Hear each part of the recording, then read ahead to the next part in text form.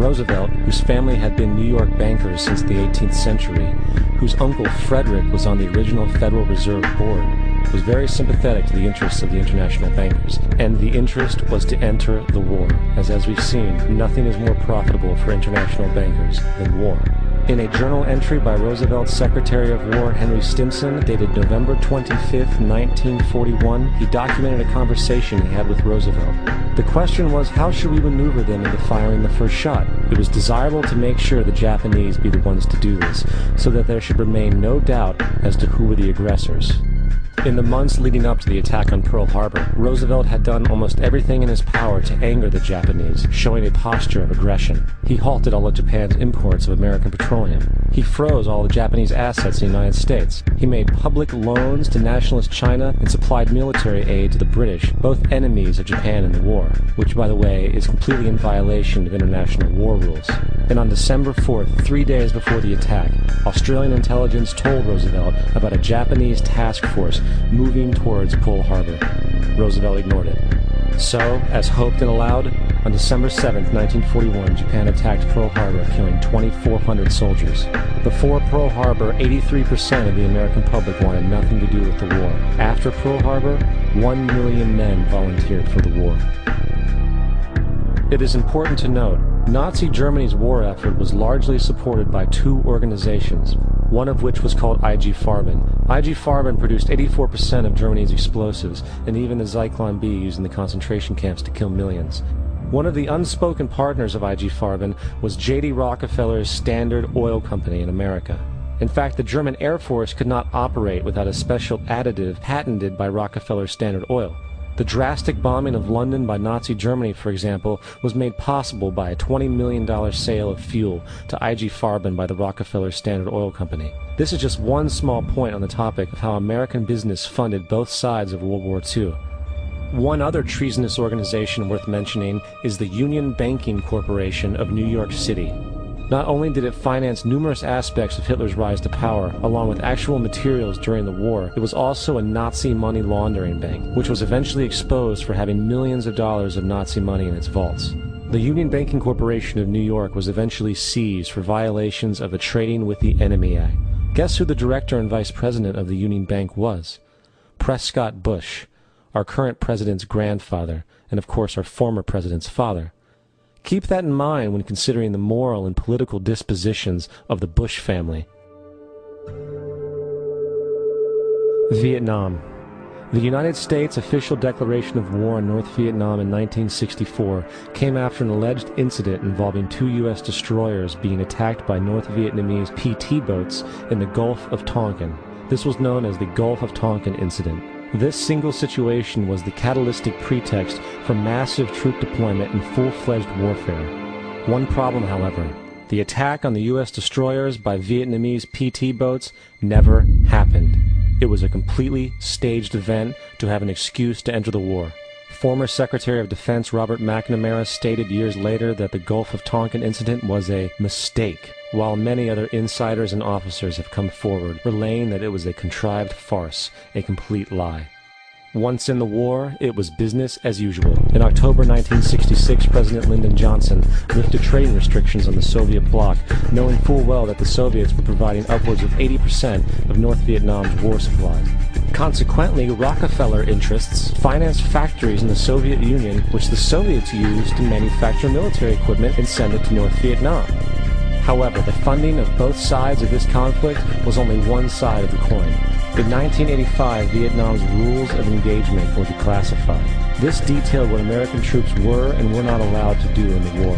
It included absurdities like North Vietnamese anti-aircraft missile systems could not be bombed until they were known to be fully operational. No enemy could be pursued once they crossed the border of Laos or Cambodia.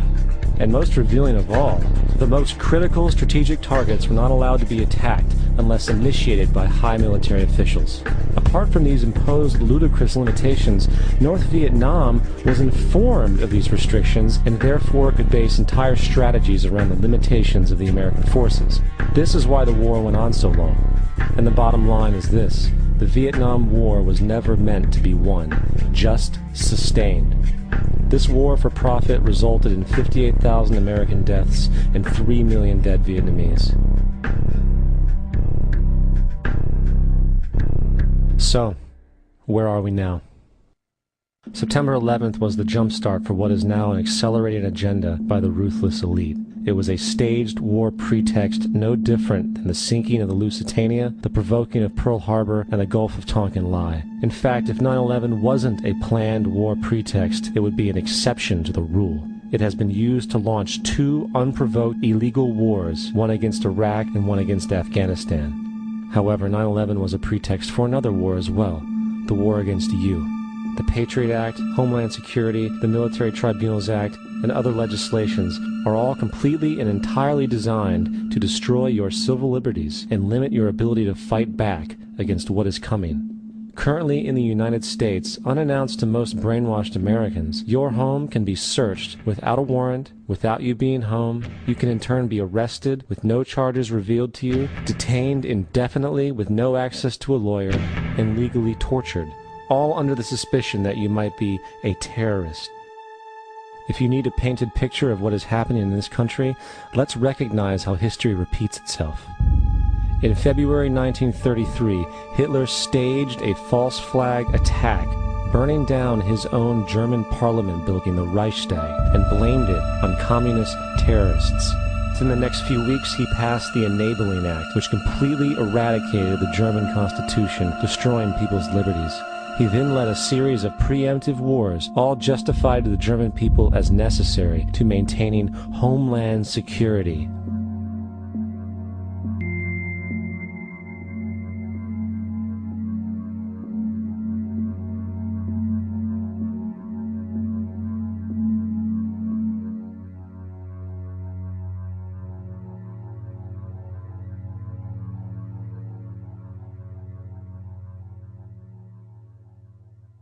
Am Schicksal des Kommunismus und der sich mit ihm verbrüdernden anderen Organisationen ändert dies nichts. Our enemy is a radical network of terrorists and every government that supports them. It's time to wake up. The people in power go out of their way to make sure that you are perpetually misled and manipulated. The majority's perception of reality, especially in the political arena, is not their own. It is shrewdly imposed upon them without them even knowing it. For example, the public at large actually believes the invasion of Iraq is going badly, as sectarian violence doesn't seem to stop. What the public fails to see is that the destabilization of Iraq is exactly what the people behind the government want. This war is to be sustained so the region can be divided up, domination of the oil maintained, continual profits reaped for the defense contractors, and most importantly, permanent military bases established to be used as a launching pad against other oil-bearing, non-conforming countries such as Iran and Syria. For further implication that the civil war and destabilization is purely intentional, in 2005, 2 elite British SAS officers were arrested by Iraqi police after being caught driving around in their car shooting at civilians while dressed up as Arabs. After being arrested and taken to a jail in Basra, the British Army immediately requested the release of these men. When the Basra government refused, British tanks came in and physically broke out the men from the Basra prison. If you wish to destroy an area, how do you do it? Well, there are 2 ways. You can go in there and bomb it and so forth, but that is not very efficient. What you do is you try to get the people in that area to kill each other and to destroy their own territory, their own farms. And that's what's been done in that area. The way in which you destroy an opponent is get him to destroy himself by dividing his ranks against one another. Then you feed both sides. You have agents feeding both sides, inflaming both sides. And they kill each other off. And it's time that some of us woke up to this reality, to understand that people who try to maintain empires and create empires do it by manipulating the people they're trying to